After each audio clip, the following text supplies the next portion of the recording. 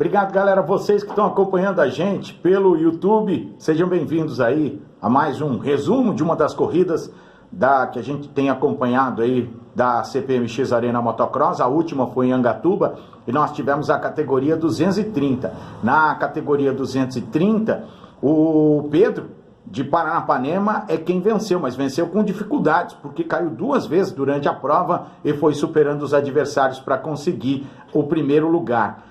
No segundo lugar ficou o Zazá de Assis. O Zazá de Assis ficou com o segundo lugar, largou bem, acabou conseguindo as ultrapassagens, mas o Pedro foi superior no final e conseguiu a ultrapassagem, então o Zazá de Assis foi o segundo colocado. A terceira posição ficou com o Maurício Rodrigues, da cidade de São Manuel, ele que começou aí, andou com a gente aí nesta etapa de Angatuba, foi o terceiro colocado. A quarta posição foi do Henrique, de Ocauçu, ele que vem progredindo aí na sua pilotagem, ficou com a quarta posição. A quinta posição ficou com o Odair de Bauru, o Odair que largou bem, mas acabou sendo superado aí durante a prova. Quem ficou com o sexto lugar foi o Gessé Lopes, piloto da casa de Angatuba, ele que brigava lá pelo segundo lugar junto com o Zazá, mas acabou caindo durante a prova, terminou na sexta posição. O Bita, também de Angatuba, ficou na sétima posição. A oitava posição foi do Denilson, também de Angatuba, e a nona posição foi do Giovanni de Tarumã,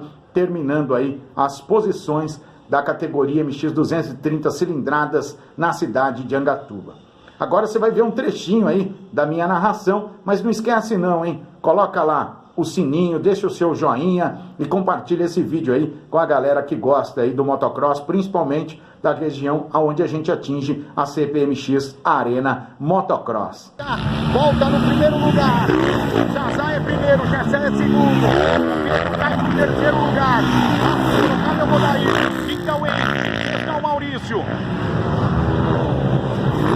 Cai aí as posições, o piloto de Paranapanema, o sétimo lugar é o Denilson, piloto da casa, oitavo é o Luiz, o piloto da casa é o 19, aliás é o Pita que está andando com a moto número 29, Pita número 29 é piloto da casa, e o nono lugar é do Giovanni, o Giovanni de Tarumã, número 199. Ó, muito obrigado a todos vocês aí, grande abraço. No final vai ter a tabela do resultado aí, no final aqui da categoria 230 da CPMX Arena Motocross. Valeu, tchau galera!